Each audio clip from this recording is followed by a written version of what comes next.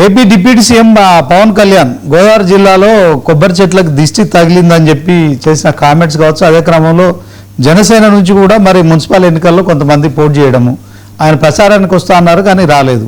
ఏం జరిగి ఉంటుంది అంటారు సార్ ఆ వార్తలకు? అక్కడ కూడా ఏంటంటే అమిత్ షా దగ్గర పోయి నేను మాట్లాడినప్పుడు తెలంగాణ బొమ్మన్నాడు. ఆయన తెలంగాణలో ప్రచారం చేయండి, మా బీజేపీ అభ్యర్థులను గెలిపియండి అన్నాడు. ఇక్కడ చూస్తేనేమో జనసేన బీజేపీ మధ్యలో పోటీ ఉన్నది చాలా దిక్కులా.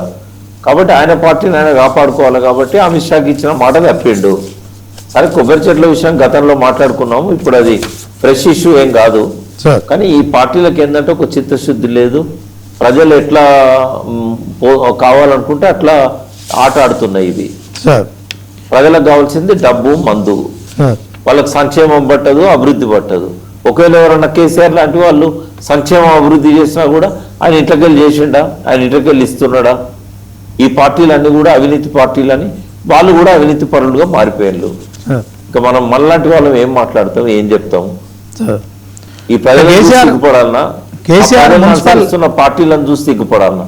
సార్, కేసీఆర్ ఈ యొక్క అంటే మున్సిపల్ ఎన్నికల ప్రచారానికి రాకపోవడం అనేది ఒక లోటుగా మనం చూడొచ్చా సార్? ఇంకా ఇంకా ఇంత సినిమా ఉండగా మళ్ళీ కేసీఆర్ ఎందుకు? కొద్దిగా మంచి పేరు ఉన్న నాయకుడు ఎవరైనా ఉన్నారు ఈ తెలంగాణలో అంటే అది కేసీఆర్, ఆయనతో ఉన్న కొద్ది మంది. ఇక వాళ్ళని కూడా భ్రష్టు పట్టిద్దాం మనం. అంటే ఇప్పుడు మనం కాపాడుకుందాం. ఆ కేసీఆర్ పోకపోవడమే మంచిది ఈ చెత్త రాజకీయాలల్లో ప్రజల్లోకి. రేపు అసెంబ్లీ ఎన్నికలలో ఆయన తన వాగ్దాటిని మళ్ళీ మనకు చూపెడతాడు. ఈ రాజకీయాలు, ఈ మున్సిపల్ రాజకీయాలంతా మందు, మద్యము, డబ్బుతో ఉన్నదని చెప్పి ఆయనకు తెలుసు. అది ఆయన వాళ్ళు ఏం ఖర్చు పెట్టినట్టు కనబడతలేదు మనకి ఎక్కడ కూడా. ఒకవేళ ఖర్చు పెడితే ఈ రకమైన ఫలితాలు వచ్చేటివి కావు. పోటీపడి ఓట్లు కొంటే ఎవరు ఎక్కువ డబ్బు ఖర్చు పెడితే వాళ్ళు గెలిచేవాళ్ళు. సార్, జిహెచ్ఎంసీలో కూడా మేయర్ పీఠాన్ని మేము కైవసం చేసుకుంటామని బండి సంజయ్ చేసిన కామెంట్స్ మరి నిజంగానే గతంలో కూడా బీజేపీ సుమారు 48 డివిజన్లలో గెలుపొందడం కావచ్చు. ఇక ఇప్పుడు 300 డివిజన్లు అయినాయి కనుక ఎట్లుండబోతాయి సార్ జిహెచ్ఎంసీ ఎన్నికలు? అదే ఇప్పుడు మూడు కార్పొరేషన్ల పరిధిలో ఎన్నికలు వచ్చే టైం కల్లా ఓల్డ్ సిటీలో కత్తుల కోలాటాలు ఆడియాలి, 10 మందిని నరికేయాలి. అట్లయితేనే వాళ్ళు అధికారంలోకి రావాలి. ఇక ఎందుకంటే ఎంతకైనా తెగబడతారు. అది ఎలక్షన్ల గెలుపు కోసం చావనైనా వస్తారు, సంపనైనా చంపుతారు. రేపు మత కల్లోలాలు అనేటివి కనుక హైదరాబాద్ సిటీలో తీసుకురాకపోతే బీజేపీకి మేయర్ రాదు. ఒకరు మేయర్ రావాలంటే వాళ్ళు ఆ పని చేస్తారు, దానికి కూడా వెనుకపోరు. ఇప్పుడే రెచ్చగొట్టడానికి అక్బరుద్దీన్ ఓవైసీ అడ్డగోలుగా మాట్లాడిండు. అన్ని పార్టీలను తూలనాడుతూ సిగ్గు లేకుండా మాటలు మాట్లాడాడు. కులాల వారీగా మాట్లాడాడు. అంటే ఏం జరగబోతుంది?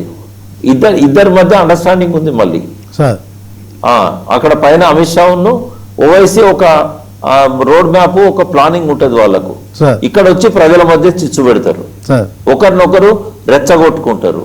ఇప్పుడు ఆ ఓవైసీ తిట్టిండు కాబట్టి రేపు బీజేపీ దానికి అగెనిస్ట్ గా జనాన్ని మళ్ళీ వస్తుంది, కొట్లాట, ఘర్షణ వస్తుంది. వచ్చినప్పుడు ఇక ముస్లింలను ఎదిరించాలంటే మనకు బీజేపీ దిక్కు అని చెప్పి జనము బీజేపీ వెంబడి పోతారు. అనుమానం అక్కర్లేదు. ఆయన బండి సంజయ్ చెప్పిన దానిలో 100% వాస్తవం ఉన్నది. రేపు మత కల్లోలాలు తీసుకొస్తారు. ఖచ్చితంగా హైదరాబాద్ మేయర్ పీఠాన్ని, ఒక హైదరాబాద్ ఏం కర్మ 3 మేయర్ పీఠాలను కూడా వాళ్ళే తీసుకుంటారు.